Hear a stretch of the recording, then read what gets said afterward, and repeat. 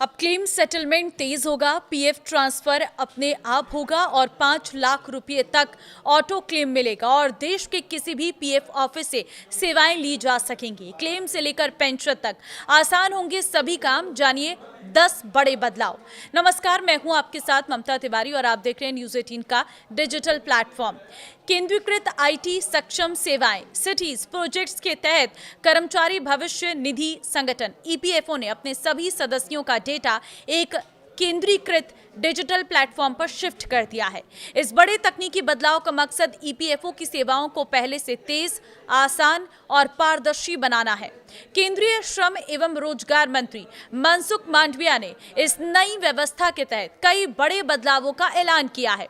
इनमें तेज claim settlement, नौकरी बदलने पर पीएफ अकाउंट का ऑटोमेटिक ट्रांसफर, एडवांस क्लेम की ऑटो सेटलमेंट सीमा बढ़ाना, देश के किसी भी पीएफ कार्यालय से सेवाएं लेना और पीएफ निकासी की प्रक्रिया को आसान बनाना शामिल है।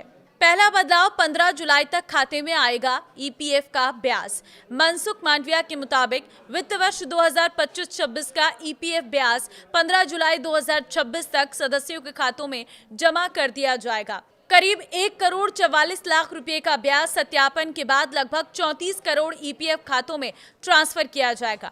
दूसरा बदलाव, एक ही जगह मिलेगी सभी पीएफ जानकारी। अब ईपीएफओ सदस्य पोर्टल पर लॉगिन करते ही एक यूनिफाइड डिजिटल इंटरफेस मिलेगा। यहां सदस्य अपनी सदस्यता, PF balance, claim status, pension record और सब अब तक मिले सभी लाभ एक ही साथ एक ही जगह पर देख सकेंगे।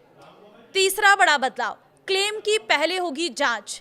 अब क्लेम ईपीएफओ कार्यालय पहुंचने से पहले ही सिस्टम उसकी ऑटोमेटिक प्री वैलिडेशन करेगा। अगर किसी दस्तावेज या जानकारी में कमी होगी तो सदस्य को पहले ही बता दिया जाएगा। इससे क्लेम रिजेक्ट होने की संभावना काफी कम होगी।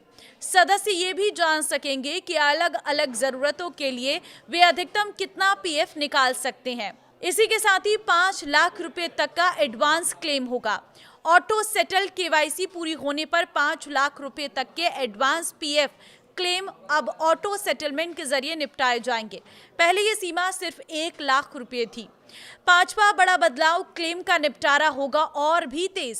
अगर क्लेम के दौरान किसी अतिरिक्त जानकारी की जरूरत होगी तो ईपीएफओ ऑनलाइन सवाल भेज सकेगा और सदस्य भी ऑनलाइन जवाब दे सकेंगे। इससे कार्यालय के बार बार चक्कर लगाने की जरूरत नहीं पड़ेगी और क्लेम जल्दी निपटेंगे। साथ ही क्लेम की राशि सेटलमेंट वाले दिन ही सीधे बैंक खातों में भेज दी जाएगी।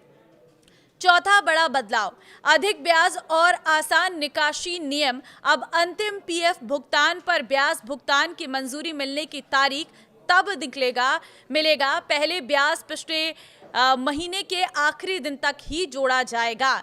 इसके अलावा पहले के 13 अलग अलग निकासी नियमों को घटाकर सिर्फ 3 श्रेणियों में कर दिया गया है। जरूरतें, मकान से जुड़ी जरूरतें, विशेष परिस्थितियां। अब सदस्य अपने कुल पीएफ बैलेंस का 75% ही निकाल सकेंगे। सातवां बड़ा बदलाव, नौकरी बदलने पर पीएफ अपने आप होगा ट्रांसफर। अब नौकरी बदलने पर अलग से पीएफ ट्रांसफर फॉर्म भरने की जरूरत नहीं होगी। आधार से जुड़े यूएएन के जरिए पीएफ खाता अपने आप नई कंपनी में ट्रांसफर हो जाएगा। आठवां बड़ा बदलाव, देश के किसी भी पीएफ ऑफिस से मिलेगी सेवा। अब ईपीएफओ सदस्य अपने क्षेत्रीय कार्यालय तक सीमित नहीं रहेंगे। विदेश के किसी भी पीएफ कार्यालय से सहायता और जानकारी ले सकेंगे। नवा बड़ा बदलाव, कहीं भी जमा कर सकेंगे लाइफ सर्टिफिकेट। ईपीएस पेंशन धारक अब देश के किसी भी ईपीएफओ कार्यालय में जाकर लाइफ सर्टिफिकेट जमा कर सकेंगे या अन्य सेवाओं का लाभ ले सकेंगे। 10वां बड़ा बदलाव, किसी भी बैंक खाते में आएगी पेंशन। नई केंद्रीकृत पेंशन भुगतान प्रणाली के तहत अब पेंशन देश के किसी भी बैंक खाते में जमा कराई जा सकेगी। पहले पेंशन केवल उसी बैंक शाखा में मिलती थी जो पीपीओ से जुड़े होती थी। तो देखिए, ये हैं वो 10 बड़े बदलाव जो अब ईपीएफओ में कर दिए गए हैं। तो ये वीडियो आप शेयर कर देना सभी लोगों के साथ, क्योंकि आज के समय में हर एक सैलरीड एम्प्लॉय का पीएफ कटता है। तो ऐसे में 10 बड़ी बातें उसे पता होना चाहिए कि बड़े बदलाव क्या हो चुके हैं। आपको क्या लग रहा है इन बदलावों के बारे में? कॉमेंट में अपनी राय जरूर दें। नमस्कार।